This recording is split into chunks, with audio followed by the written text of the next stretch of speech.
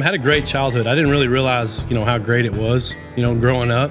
I just thought I was a regular kid, but looking back, we were really blessed. Funny enough, I thought I wanted to be an architect. Really? Yeah.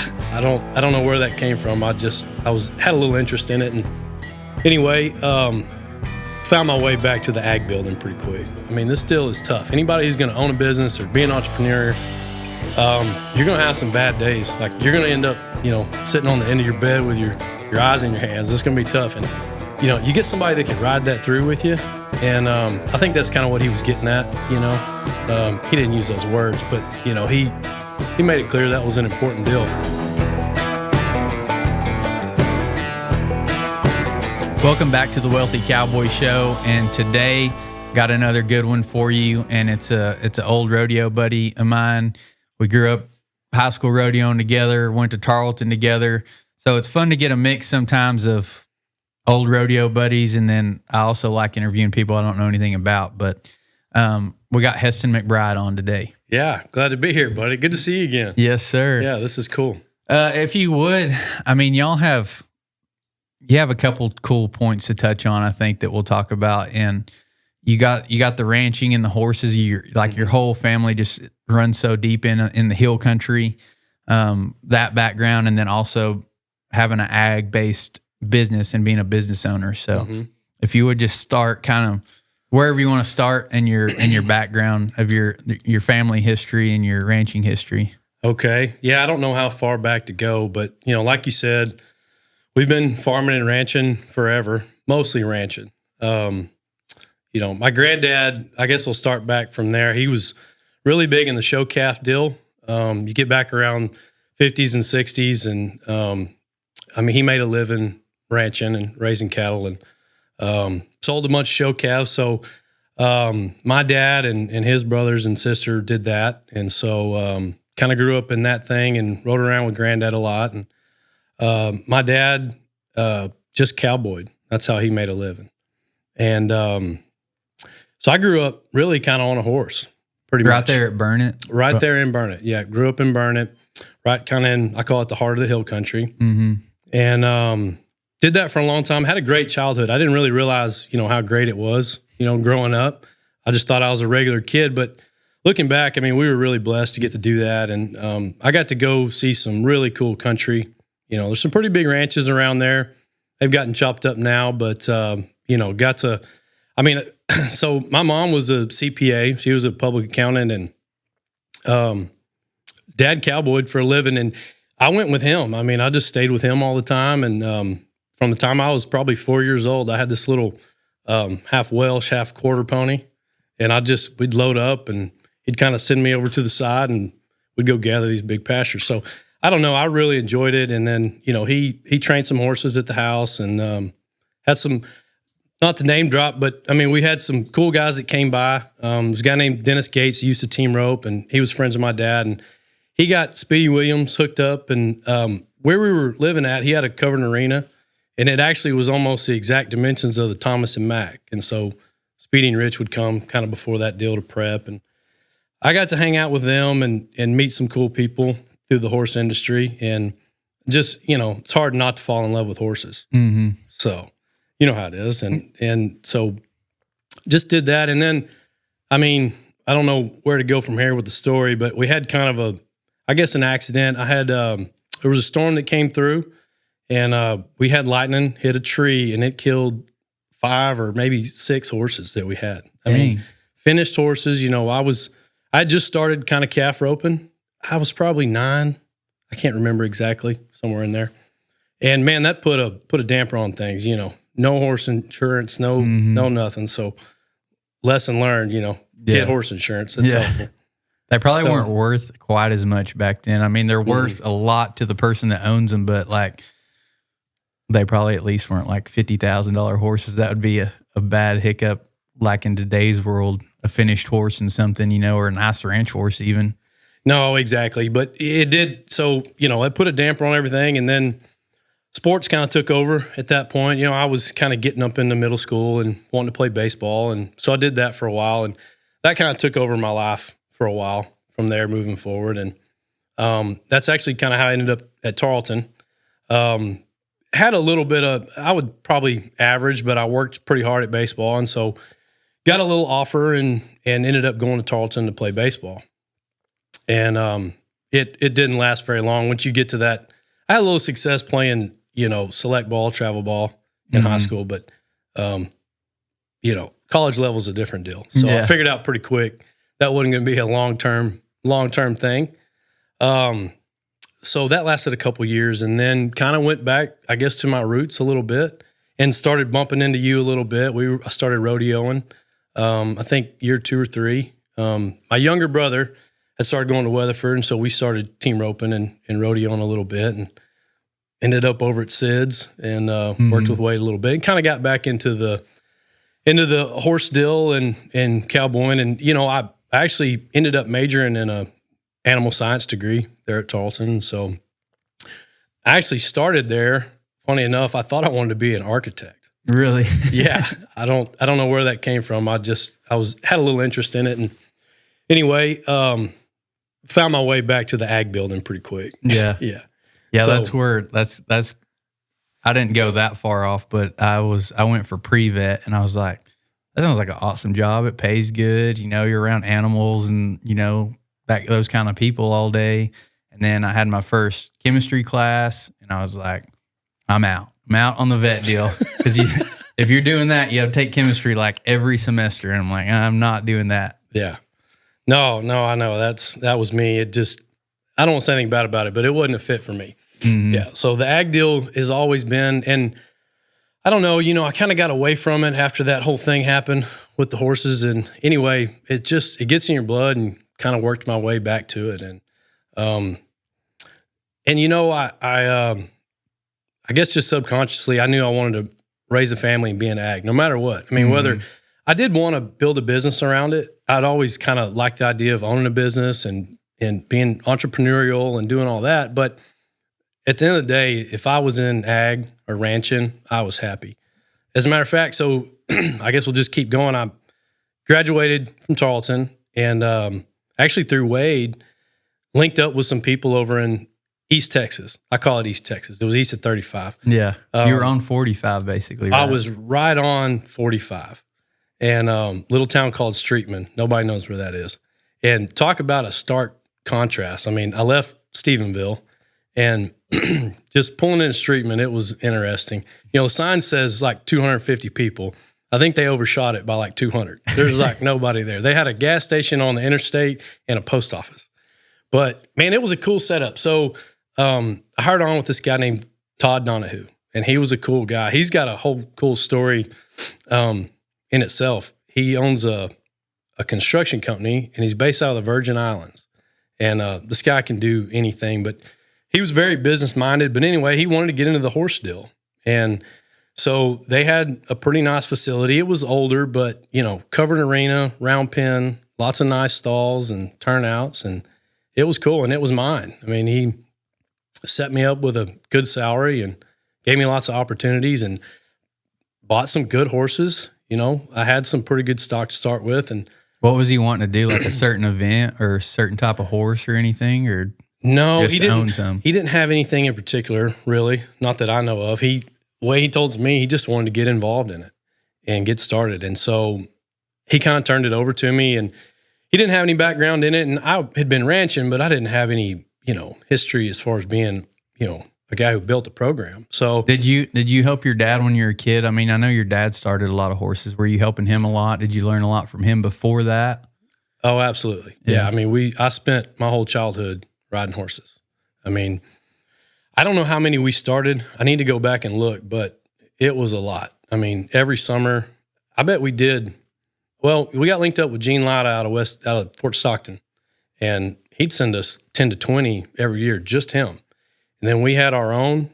I guess we started probably 5 to 10 of our own, and then others on top of that. Were y'all always just kind of getting them going and then sending them on, or did you ever did you build out the whole thing? We very rarely built out the whole thing. Some. I mean, we had some good horses. Dad was kind of in the cutting horse thing a lot, and he had some pretty good finished horses and had some great rope horses too. And I was mounted pretty good when I was younger, but Mostly we were just starting colts, and I really kind of built a knack for doing that. I mean, I got good at riding colts. I rode a bunch of them. I've been on a bunch of backs. Mm-hmm. So anyway, yeah, I learned a lot from him, and he was good. He was patient, and he was really good at training horses. He trained a bunch of them, and I picked up a ton from him. And so, but I guess the thing that I was missing was maybe the finishing side of that. I'd spent so much time on colts. I didn't have much experience in the show ring. And that was really where I needed to go with Todd's stuff, and we had some AQHA horses. We got some points, and I showed some in the paint horse deal, and we won some, had a little success. But it just never really materialized. I didn't have that show experience to really take it to the next level. I was trying to learn as I went, and he didn't really have any expectations necessarily. He just wanted to get into the horse business. It was something that interested him. His dad had really had a love for it, and he had a chance to kind of get back into it, and so he did. But that was a great time of my life. I mean, I had a blast over there. I've got some lifelong friends I met over there. Catch Weaver, Mark Duke, Robbie Walter, some of those guys in that part of the world. There's some good cowboys in that part of the world. Mm-hmm.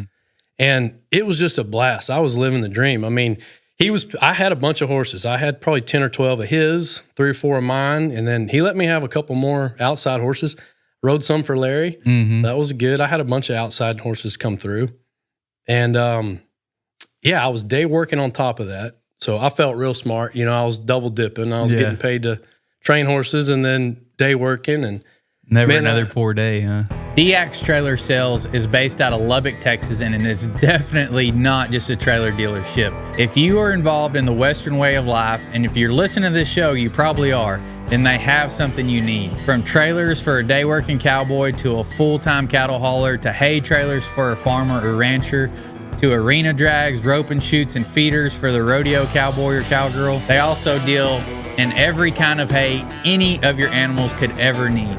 Literally anything you need, farming, ranching, or rodeoing, they're going to have something for you, and it's going to be at a super affordable price. Besides all that, everyone you deal with there is super friendly and very helpful.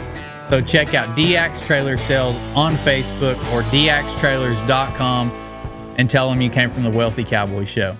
Yeah, I thought I had it figured out, man. And I, that's such a fun way to do things. You know how it is. I love ranching, love roping, and was getting to do it all. I had a covering arena, and I just thought I had it all figured out. And I don't know, the thing that I don't really know if it happened all at once or if it was a slow burn, but eventually it just kind of, I think it dawned on me that I couldn't do that forever. I'll say this, one of the biggest things for me was it was always important that I wanted to have kids. And whether I did or didn't, if I did, I wanted to make sure I could give them a good opportunity, whether that's college or whatever. It was just important to me. And I'd been doing this deal with Todd for a while and having fun, but like I said, I just didn't have that show experience. I'd kind of hit some walls, wasn't making the success I wanted to. And I don't know really where it came about, but I just kind of, and almost to his demise, not really. I'm sure they were probably ready for me to go anyway, but Todd was very business-minded. I wouldn't say he mentored me, but he put some good bugs in my ear. Mm-hmm. We talked about, real estate and investing, and he was pretty open about things he was working on. He was a very business-minded guy that was successful too. They built a really good deal over there. Kind of opened your eyes to a whole new world. For sure. And I'd been interested in that stuff, but I hadn't really got to be one-on-one with a guy who had done some of it and gotten his take on it. And so, I kind of started thinking a little more about that. And, I guess I just decided there might be something else. And I got a call one day from a guy that was kind of a family friend. His name was Clint Crownover, and he owned a feed store there in Burnett, Texas. And he called me just wanting to buy some hay. This was like 2011, 2012. Remember how bad the drought was? So nobody had any hay, and he wanted to know if we had any, and I called around. But we started talking, and he owned that feed store, and he owned it for 20-plus years, and I think he was kind of looking for an exit strategy. And so he asked about maybe wanting to come run it and maybe someday step into some ownership. And that kind of sounded good, started kind of turning the wheels a little bit. So long story short, we talked some more, and I ended up going down there to a visit, and I really hadn't been homesick much. I was enjoying being over in Streetman. Yeah. But I get home and meet with him, and I was kind of like, man, it'd be nice to come back to the hill country. It'd be cool to get back over here. And I like the idea of maybe owning a business, owning a feed store. So talked to him, went and met him, and things looked good, and decided to give that a whirl. So put him 2 weeks and kind of wrapped things up with them and headed back down there. And that's where, I know this shows a lot about entrepreneurialism and business ownership. That's where things turned the corner for me, was Clint. And I'd say he probably didn't think this, but he was really a mentor to me for sure. I don't know why. I'm sure it was just because he was looking for an exit strategy, right? He was trying to figure out a way. Maybe kind of grooming you to buy it. Exactly. I'd like to think that, he just liked me that much, but I'm sure he was grooming me, like you said. Yeah. So yeah, he just. But when you first went down there, were you just a manager type deal, or? Absolutely. Yeah. I was just, I don't remember exactly, but it wasn't, I took a huge pay cut. I'll say that. A big one. I don't remember what I hired on for, but it was not much. Well, but you had I see that a lot. Like I had it in my life to where you may be making a lot of money, but you don't see any more opportunity in that area or like at that job or whatever. And you can go take a pay cut if there's a way bigger opportunity there. It means a lot more. And I say that a lot about, I don't run a business or anything, but like when you're hiring employees, like sometimes it's not always the dollar amount to get the best employee. Like you want to show them some opportunity, some growth there. Yeah, no, absolutely. I was chasing opportunity. You said it exactly right. That was what I was looking forward to, was the chance to own the business. And I didn't know what I was getting into, but like I said, he mentored. And he started, and it was worth it, even though I wasn't getting paid that. I guess now thinking about it, looking back, he basically prepped me for where I'm at now. You went through business school, basically. I basically went through, and it was so much better than business school. He'd open up his P&Ls, and we looked at, ratios of payroll expense compared to revenue, debt to income. What we weren't talking about it in these terms, but, inventory management, customer management, employee management, all that stuff. And he was very forthcoming about everything. And he's another really business-minded guy and smart with it. Just had a very, I don't want to call him a hustler, but he was just, he knew how to get after it and make smart business decisions. He was just, and so I got to watch him.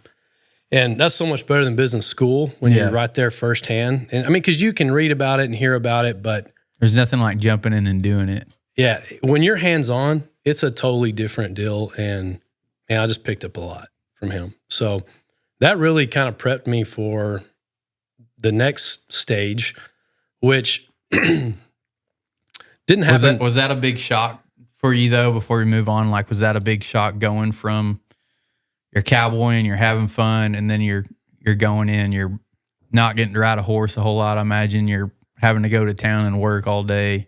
Like, was that a big shift for you, or how'd you take that? Not real well. Yeah.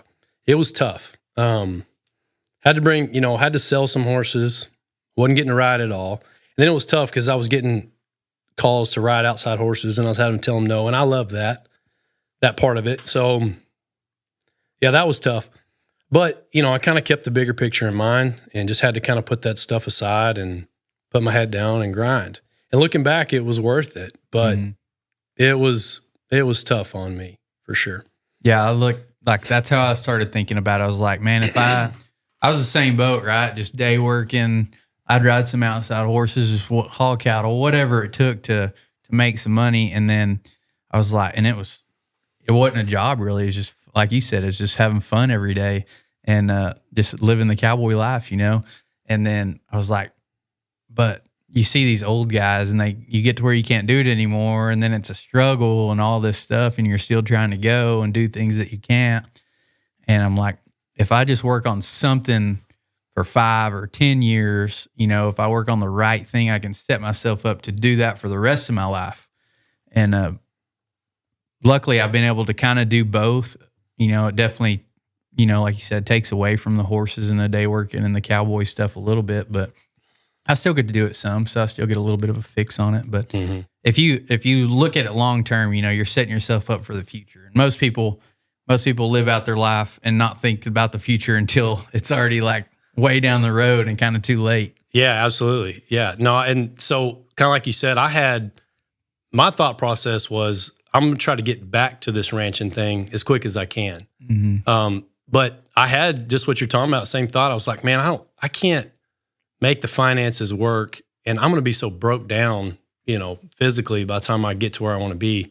It's not going to be worth it. So I got to figure out a different way to do this. And so that was a big reason why I left too. And so, but how long were you down there before you got to the ownership stage, or where did that go? Well, actually, and it's a blessing that it didn't work out, but I actually never got into any ownership at the feed store. And it wasn't anything that me or him didn't do right. It just wasn't a good fit, wasn't a good time, and we just couldn't make it work. And Agrotech kind of started coming into the picture there. It was around the 2 or 3 year mark, and I don't know why I did this, but the feed store deal had kind of run its course, and I don't recommend that. This is what you don't do, but Stevie and I were both working there. I'll say that too. Same time. We actually we'd worked there, and he kind of mentored me for a while, and then I started managing a second store he had down in Marble Falls. And Stevie and I just quit. I mean, we did it right. We gave him 2 weeks and stuff, but we just could tell it wasn't going anywhere. And not only did we quit with nothing lined up. I had no other job ready to go. I had no plan. I had no nothing. But, I just got to that point where I could see it wasn't going to turn into anything, substantial, and felt like that door had closed. And so I was like, well, if we're going to jump, let's jump, I guess. So we did. And meanwhile, actually toward the end of my little stint there is when I actually got the call for Agrotech. And actually, I didn't get the call. Stevie did. So Stevie's dad, my father-in-law, his name's Steve Sykes, and he was a real estate broker, but really they did a lot of ag business brokering. Him and a guy named Tom Horton kind of ran this ag business brokerage. And he called her. We were in the car together, and he was like, hey, there's a deal down there kind of close to you. It's ag business. I know y'all are kind of looking around for something. And do you know about it? And yeah, I kind of had heard of it. And he starts telling us about it. And I remember, I'm kind of goofy anyway, but I was like grinning from ear to ear. I didn't say a word. He was just talking to Stevie, and she put it on speakerphone. And I'm just listening. And I mean, I can remember being in that truck, and I'm already like thinking about owning Agrotech. Yeah. I can already see it. I mean, it's like, I was in it to win it from day one. I'll never forget that phone call. So this was before you quit, or like kind of right? I was still working at the feed store, but it had been 2 or 3 years in at that point. And things had kind of panned out already at the feed store. But I hadn't quit yet. But Agrotech was nowhere near like ready to go when I quit. That had nothing to do with it. I don't know. And you're not afraid of taking a little risk, though. I guess not. Maybe I probably ought to look at that a little closer, but no, I'm not. And to my demise or gain, either way. But I did the same thing, and like when we had Lottie, I quit everything that I was doing, and I was like, I'm gonna make this other stuff work. Yeah. And so that was. I also don't advise that when you're having a baby and starting a family to quit your job. So yeah, no, it was tough, and I floundered around there for a while. It was a rough patch for sure. I told you I had a little. I mean, I was doing pretty good in Streetman. I had bought some guns and all that stuff. I sold every one of them trying to just make rent payment and, get by during that little stint. Stevie, luckily, she bailed us out. She got a great job down in Marble Falls and kind of took care of us. Well, so after that phone call for Agrotech, I'm all in. So even while I was at Agrotech, I'm making calls, and at first, I was so naive. I was going to try to, I was going to get financed and do this deal. And man, I wore these bankers out. Like I'm sure they were like, this goofy kid, what is he doing? You know, I have no job. I got no job. I had no capital. You know, my family couldn't back me at that time or anything. And so, you know, but I just kept getting told no over and over. This one lady, she's kind of a family friend. And I made her tell me no, like every which way. I was like, well, what if we try and do this? And what if we work it this way? And finally, she just kind of laughed at me and she was like, no, it's not going to work. So finally, I kind of give that up. And then I go at it another way, and I try to kind of find some older people that had similar businesses, and I tried to partner with them and then go buy it. And tried like 4 or 5 different guys, and they were interested, but... What was Agrotech then? Like, yeah, so it's still very similar to what it is today, but basically we're an ag service business, but they were, you know, specialized in hay production. So custom applicators, fertilizer, herbicides, you know, making hay grow, basically. And had some liquid feed, did some things like that too. And I'd known about Agrotech, but not in depth, not like, I didn't know that much about it.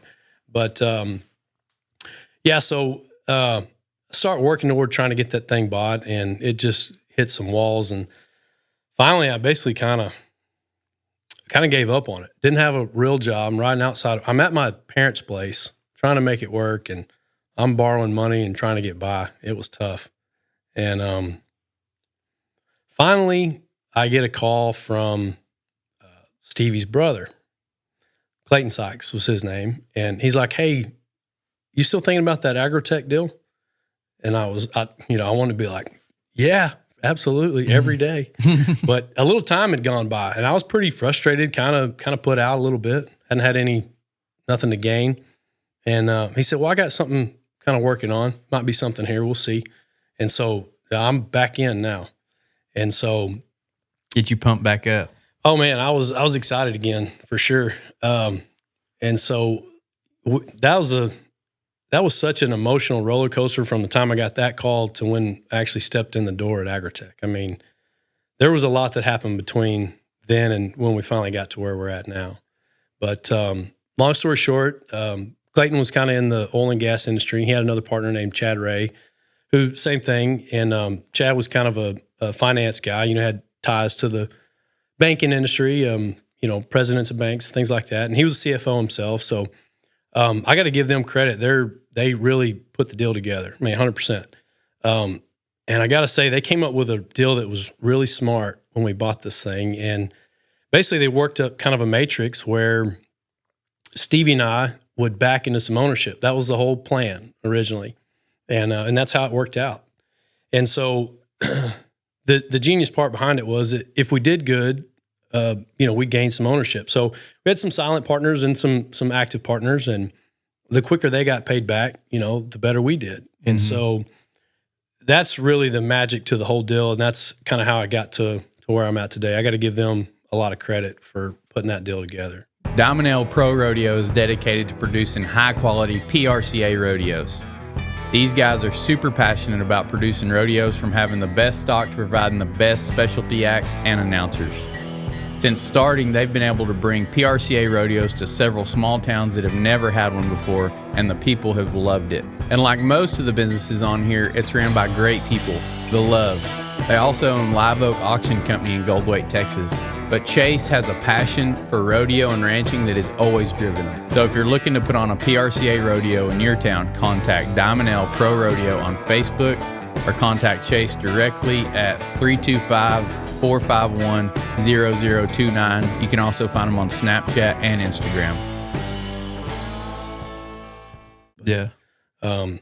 So I just kind of stayed after it and kept it on my mind, and eventually, you know, kind of ended up there. So I think it's funny too, like there's a few points right there. Like, for one, like not looking at your resources, but being resourceful. Like there's so many people out there with money that are looking for somewhere to put it. And sometimes even business owners, if you find the right business. Cody Sanchez talks a lot about this, about buying businesses from older business owners or, somebody ready to retire, and you're solving a problem from their standpoint, because you can go in with no money, or if you have a little bit of money, put some money down or not, get creative. And these people, if you just paid them a large sum of money, then they have to do something with it, or they're going to have to pay half of it to taxes.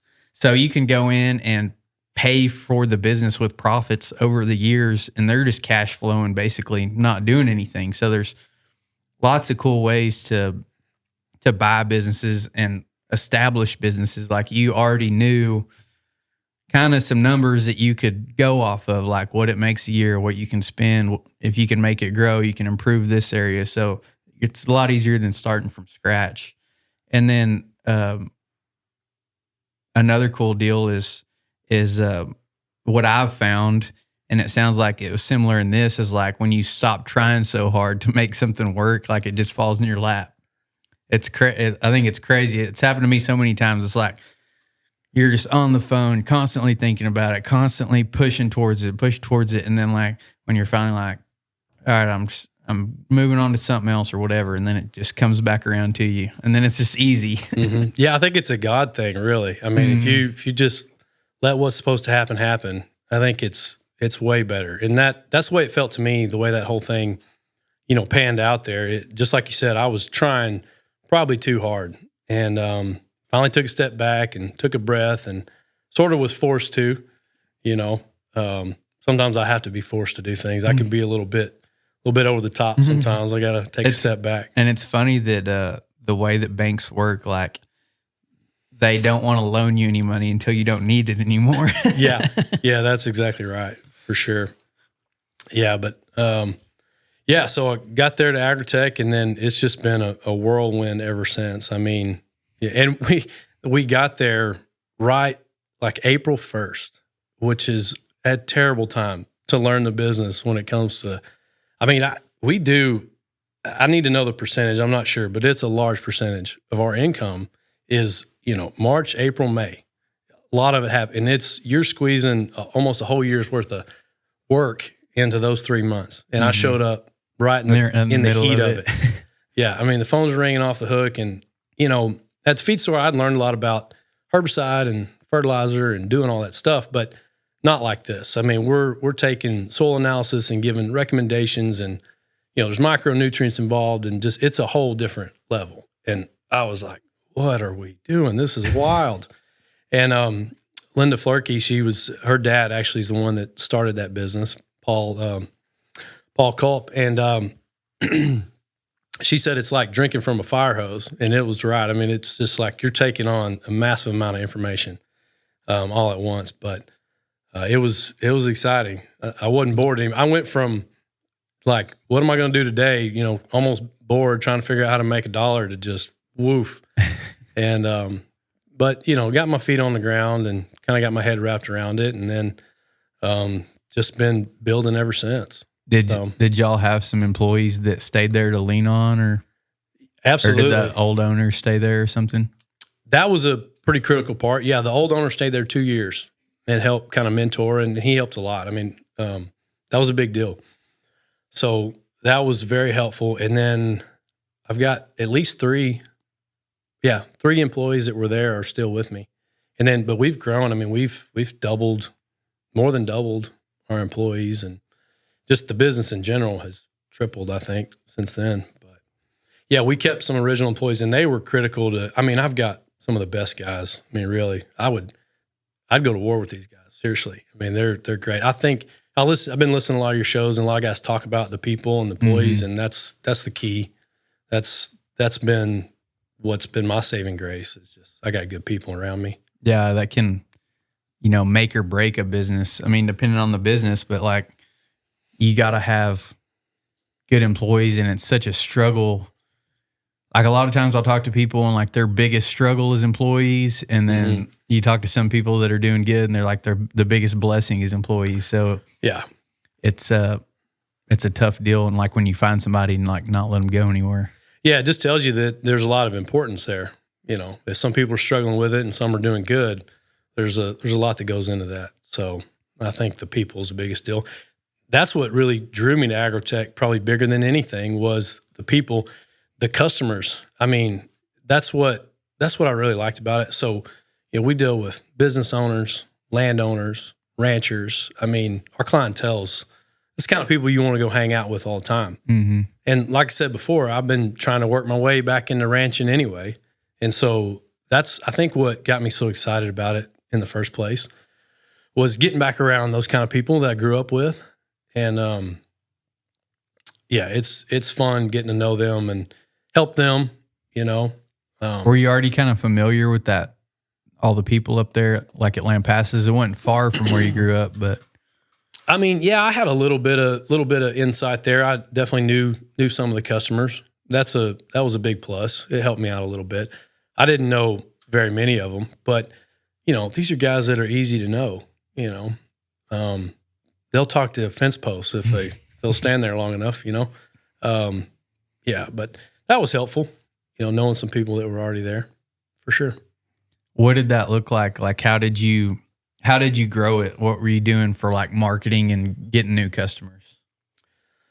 Well, I don't want to make it too simple, but we didn't need a lot of marketing. There was a lot of demand. So it was just managing the demand is all that was. And so a lot of word of mouth and stuff. Yeah. too. Yeah. And there's, and there's not a lot of supply. I mean, we're one of the only ones in the area, doing that deal. It's a headache too. So it's not something people are willing to jump up and down and go do. It can be problematic for sure. So, but I mean, I don't want to sound like a millennial, but we just started streamlining our systems. I mean, did some simple stuff. It was simple to me. I mean, we upgraded, our invoicing system, and things were pretty antiquated. They had been really successful and kind of had a way of doing things, and it was simple for them. Mm-hmm. But, things were paid off, and they were just kind of keeping coasting. You got it. And so, it was pretty analog. When I got there, we were handwriting tickets, and I forget the number, but it was several thousand tickets a year. We're handwriting all of them. And, there's notes, and every customer's got a specific way. You got to go in this gate, and there's pretty, detailed instructions on how to treat these hay fields or pastures, whatever we're doing. And we're copying these over anyway. So I get a new system. And then on the fertilizer side of things, I don't want to get too in depth here, but, we were like doing some hand math because we custom blend fertilizer. So it's not as simple as you just bring a truckload in and put it out. I mean, we're blending it all right there. We're going off of soil recommendations and tailor making this stuff for people, which is great, but it makes it complex and a headache on the operations side. And we're hand doing all of this, and then a guy changes his mind last minute, and you got to go get it and rewrite it and rip that one up and do another one. All right, so I'm babbled on enough. So just looked it up, Stevie actually found it, got a new system, and got it all computerized. So kind of a millennial answer there, but man, it saved a ton of time. And then, added in kind of a mapping system, and then, like we've got a liquid feed deal, and just started streamlining, that whole process of keeping up with where the feeders are and where customers are and the calls coming in. And like now we've got a new kind of online app deal that we use that gets all of our guys kind of tied together and just things like that. Yeah, I always wondered about that, like any kind of business like that where you're out delivering feed or doing fertilizer, like you want to cut that route down to make it as efficient as possible on your equipment and your fuel and your time, and like just making sure, like if you're going on this route, like call this guy, see if he wants his stuff done too, and like kind of doing all that. Yeah, and it seems common sense, but there was a lot of just kind of figure it out as you go. Yeah, just started kind of solving some of those problems. It's cool. It's cool to find, like, that's like a gold mine, to find a business like that. Like they've built a successful business over all these years, and there's so much improvement that you can do with technology and stuff like that, or upgrading equipment and all this. Like there was so much opportunity there to grow the business, and it was already profitable to start with. So yeah, no, I mean, super blessed. That you nailed it. The opportunities were just abundant, and all I had to do was kind of come in and start taking advantage of some of the stuff that was in front of me. And it caused some growing pains though, as you start adding on stuff, it brings on more complexity and more work. And so we had to bring in some more guys, and then, now you got more employees to deal with. And so there's been some growing pains there, but we're still growing all the time. I mean, we're adding on every year. Got some drones. That's been exciting. So the spray drones, got some cool. spray drones. Yeah. Yeah. So I kind of turned my nose up at it for a long time. I thought it was going to be just kind of solving a problem that didn't exist, but they're getting pretty good. They're getting better fast. What are y'all using for? I saw a video of like a guy doing, it was like up here at Steve Miller, Weatherford. It was like a horse place. So there's like a bunch of little bitty traps, and they just got that drone. You don't have to open any gates or anything. They went and sprayed it all. So what are y'all using it for? That's a great example. Yeah, our trucks were designed for, hay fields, big open fields, and they're 40-foot booms on the small trucks, and our big ones, I think, 60. And, you're hauling ass and putting out a lot of product pretty quick. Mm-hmm. But Ed Brown's kind of the guy who's been there the longest, and he says applicator hell is a horse ranch with 5-acre traps, endless, without anybody to open gates. Yeah. Because it's a pain in the butt. You get in, you get set up, it's a 5-second pass, and then you got to fold them up, get out, get a gate, So those type of areas are exactly where, something like that comes into handy. And, we bought another small sprayer, kind of a UTV type deal, and everybody's got a big front yard or traps or pastures. And so we kind of have been sort of downsizing a little bit. I mean, this is all add-on stuff. It's not taken away from anything we're already doing, but just trying to service more area and take care of more customers' demands. But back on the drone thing, one of the coolest ones, one of the things that's really been kind of bothering me that we couldn't take care of was plowed ground, and it gets wet. You get, believe it or not, it rains every now and then. Mm-hmm. And so if it gets too wet, you can't get those trucks in there. You get stuck, they get hung up, whatever. So you go fly them, and then it's just like having a crop duster, basically, but you can get into it at a lot more reasonable price. You don't have to have I will say, we're almost pilots. I mean, the tests we had to take and the FAA and dealing with all that, but it's going to be worth it.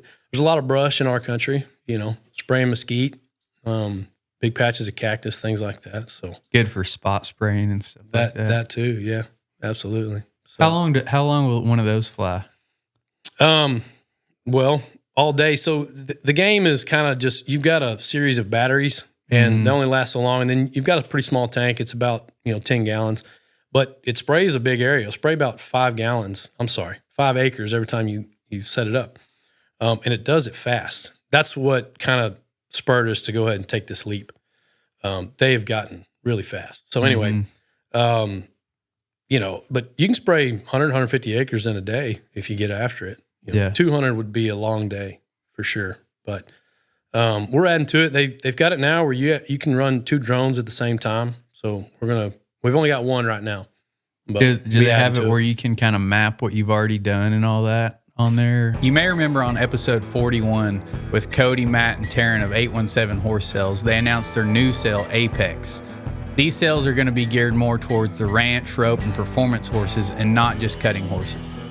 The first sale is going to be February 8th, and you can check them out on Facebook at Apex Auction Group, or go to apexauctiongroup.com to look at all the great horses consigned, or to see about putting your horse in one of the upcoming sales. Cody, Matt, and Taryn do an awesome job of putting nice horses together and make sure they're a perfect fit for you, so check out Apex Auction Group.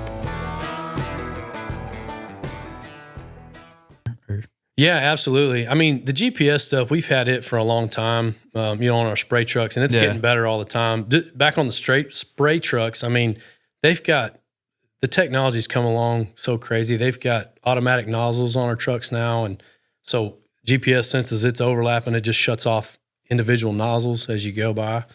The drone is no different, and you can do it two ways. You can go fly it and kind of make a boundary and then tell it where you want to go, and you just turn it loose. You can actually do it, back at the office. You can pull your map up, draw it out, kind of get it loaded, just put it on a USB, stick it in there, and tell it what to do. Mm-hmm. So it's cool. Pretty user-friendly, really. Yeah, I got just a mini drone the other day, and it's been so handy when we go hunt cattle or I need to go get cattle that are out or something. I can send that up and go locate them super fast. But like that deal flies for 40 minutes, which sounds like a long time, but it also has to have time to come home. So it takes a little time off, but it goes by super fast, but you can cover so much country, something that would take you a long time to cover horseback or even in a buggy or whatever. Yeah. You can send that thing up there and I'll go spot them and then we can go do whatever we need to do. It's pretty cool. Yeah. I mean, who would have thought we'd be cowboying with drones? Yeah. I mean, that's really neat. On the battery deal, I kind of see what you're asking now. They don't last long at all. You have to change one every time you bring it in. Yeah. So, it lasts. Do about 5 acres to change a battery. Yeah. So you're talking 5 minutes, 10 minutes. So they don't last long at all. Yeah. So you're swapping. So we have a massive generator that, this thing would run a big house, and it charges these batteries, and you kind of keep them rotated out. Mm-hmm. So every time it comes in, you just swap out the battery and keep it going. But cool.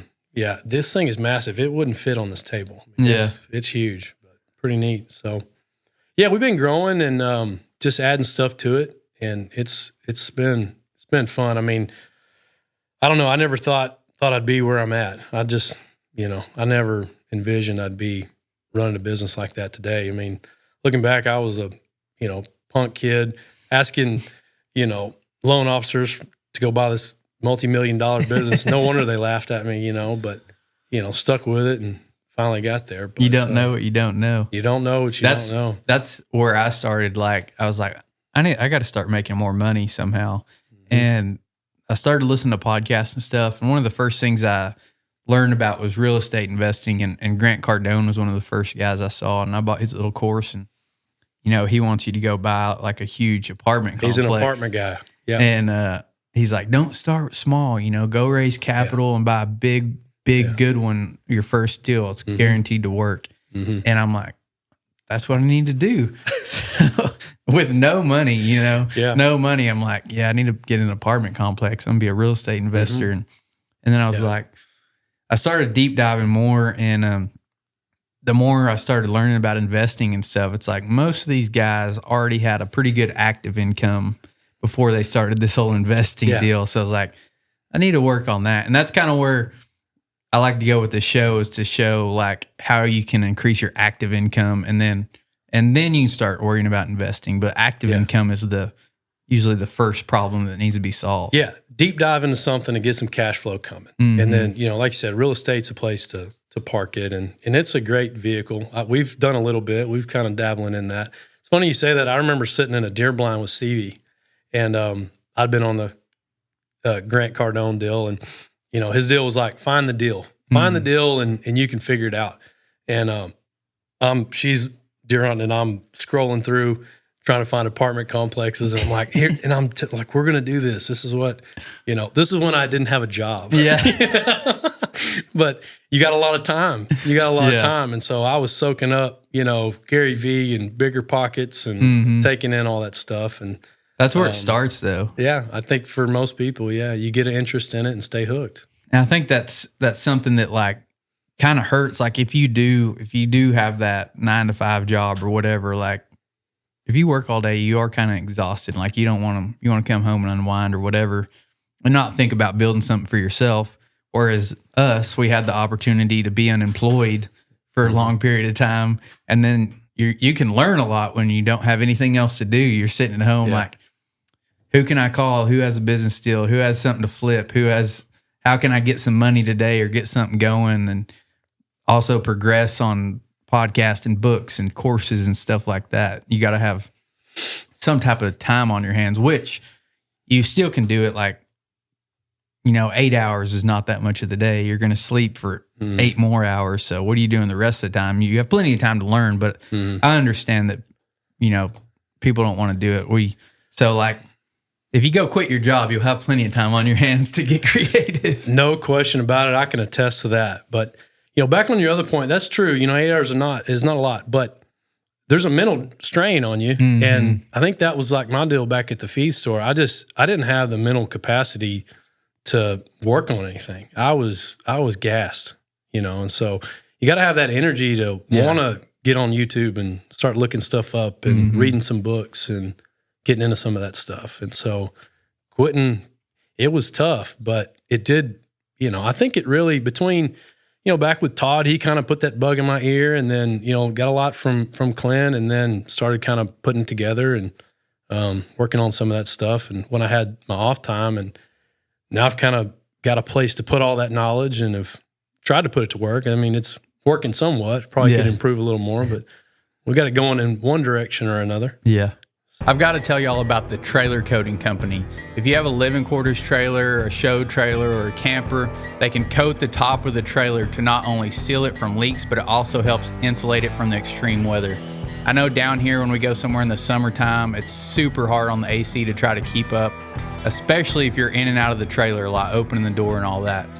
Not only will it help with the AC in the living area, but it'll also help keep your horses or livestock cooler as well.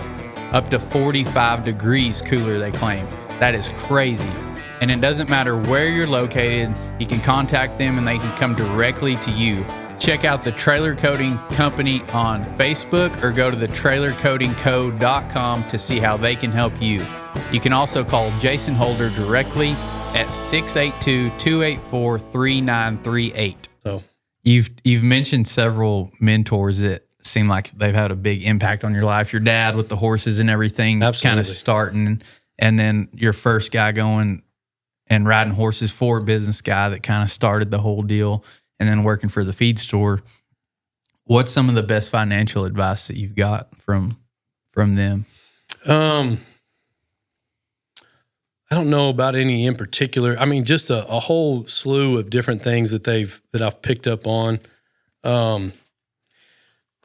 I never really thought of my dad as a mentor, but he's pretty much paved the way for all this to happen. Just kind of instilled the base for all this to happen. But it's kind of unorthodox answer here, I guess. But best advice he ever gave me was marry a good woman.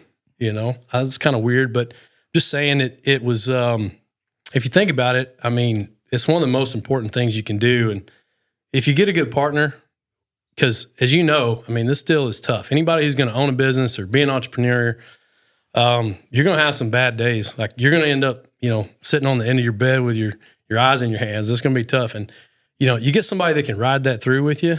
And I think that's kind of what he was getting at, He didn't use those words, but, he made it clear that was an important deal. And you can go ask some guys that it didn't go too well for. Yeah.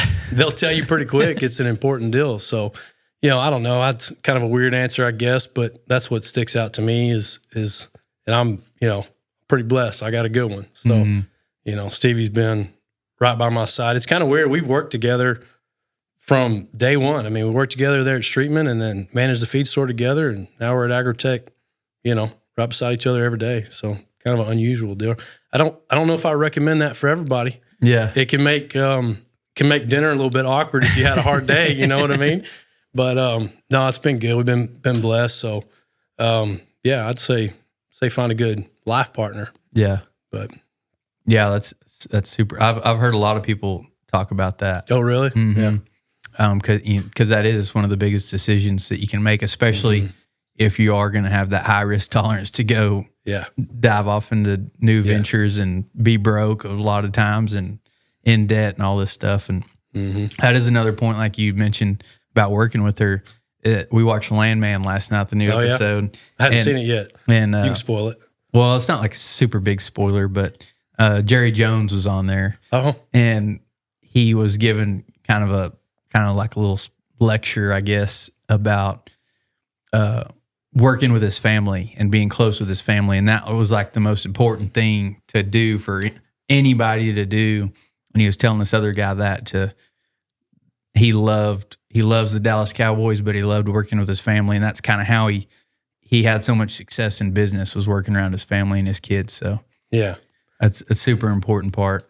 That's interesting. I mean, thinking about that, that kind of drove me, I think, subconsciously in the way I went. I mean, I wanted to find a way to build a life around ranching for my family. That was the whole goal all along. I didn't really consciously think about that all the time, but that's the direction. I don't remember who was on your show, but I watched a few of them, and it was like a lot of these guys will go build a business just so they can go ranch, so they can fund their ranching habit. I guess that's kind of the way I went. Well, and also like if you can build a parallel business, like you're still involved in farming and ranching, just you're not out there horseback, but you're still involved with it. So you've built a good parallel business, and it's not like you're going and sitting in an office in a suit all day. Yeah, and it's just now kind of coming to fruition. I mean, first 5 years at Agrotech, I had to kind of put my head down and just get after it. But still got some horses and picked up some big leases, some long-term stuff, and running some cows and getting a ranch a little bit. And so, and now getting some time to go do that too. And so, yeah, I mean, that was my route, was instead of just completely fund it and do it in my off time, to kind of weave it into what I'm doing every day. So, yeah. And it kind of leads into the next question. What's your favorite thing about being a business owner? The freedom, I think. And I was never a really good employee. I think I had too many of my own ideas. And so the ability to kind of do things the way I want to, which that may be a little selfish, but I just, the ability to go kind of do it the way I wanted to do it was pretty important to me. So that's probably the thing I like about it the most, the freedom. I mean, just to be able to come up here today and hang out with you and do this has been, that's a good example of some freedoms you get when you're a business owner. So that was a big part of it. Yeah, that's what I always say. Like, I was the same as you. Like, that's what I'm chasing. I want the freedom to be with my family or go on a trip or, do things at spur of the moment.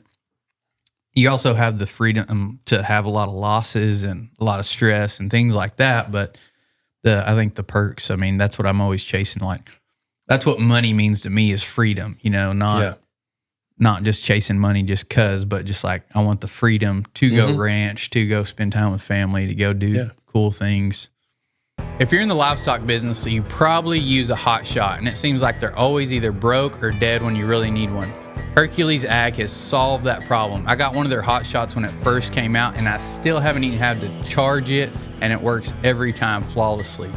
I just got my second one in to leave at the chute with this short shaft on it, but they also have many different options for shafts to fit your needs. They also have this 50 milliliter repeater syringe, and it has these cool little ends, these color-coded ends on it, so you know which medicine goes in which syringe, because that's always a hassle if you're giving a bunch of different shots, which ones goes in which syringe, all that stuff. So check out HerculesAg.com today to order yours or to see about even becoming a dealer.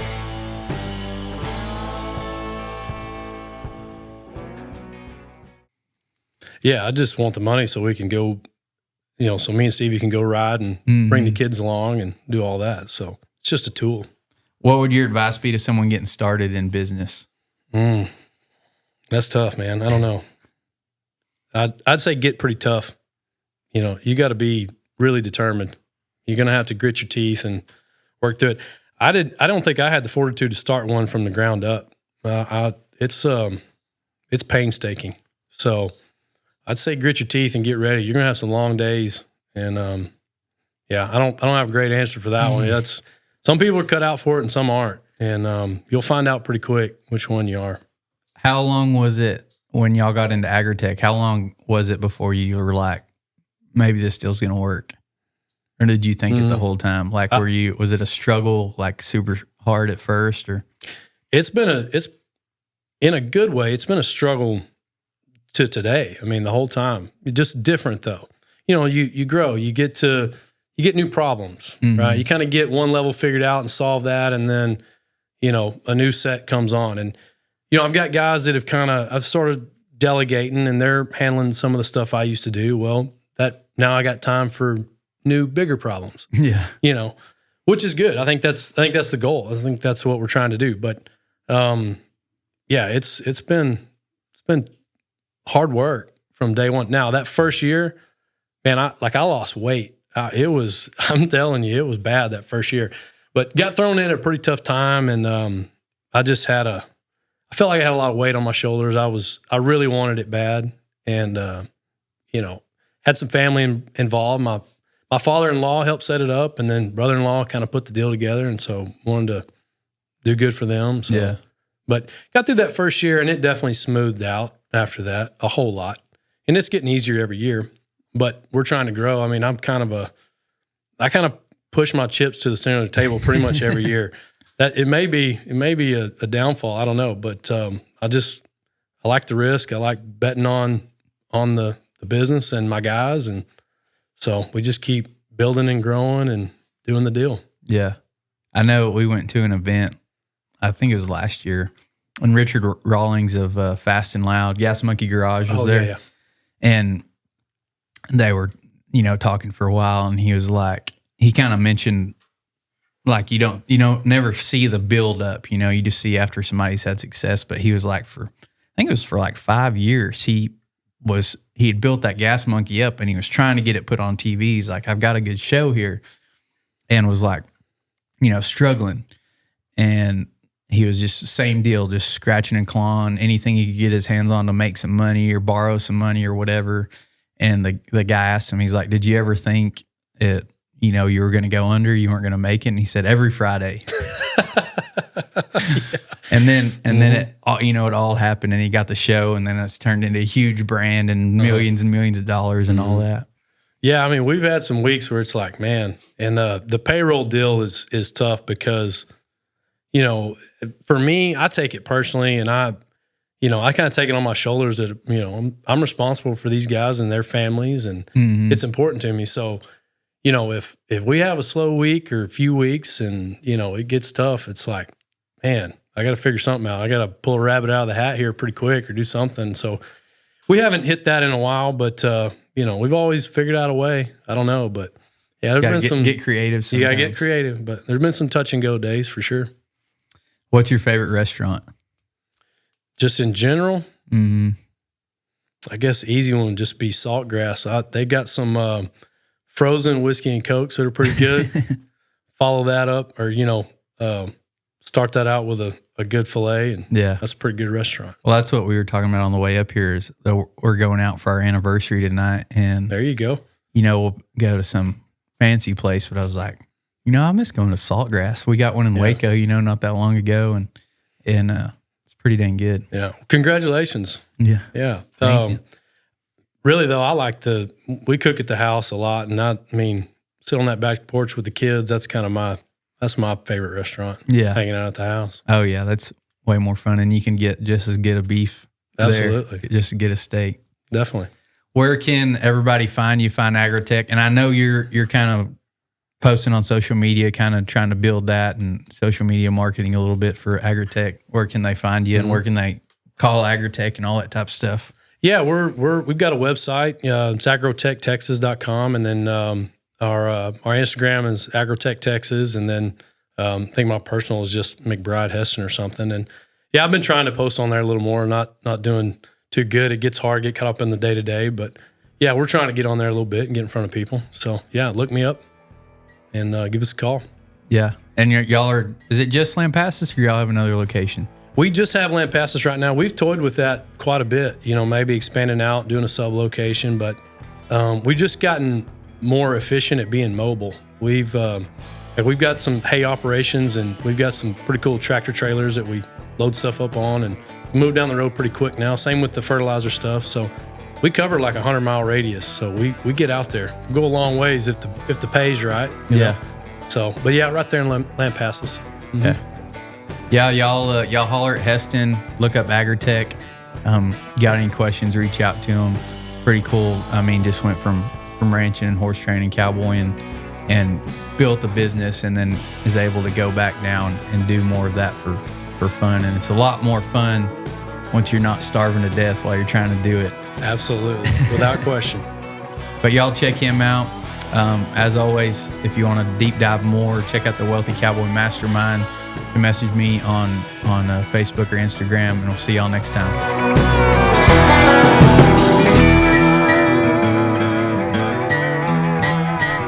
A mastermind has the sole purpose of getting you further, faster, and that's exactly what we're doing with the Wealthy Cowboy Show Mastermind. It is for the person that's ready to start out building their business or someone just looking to get their business to the next level. We will have live Q&A calls that you can ask past and future guests questions that relate specifically to you. You'll also hear ideas and be able to network with people that could open you up to a completely different way of thinking that could change your life. Click the link below if you're looking to go to the next level in business and in life.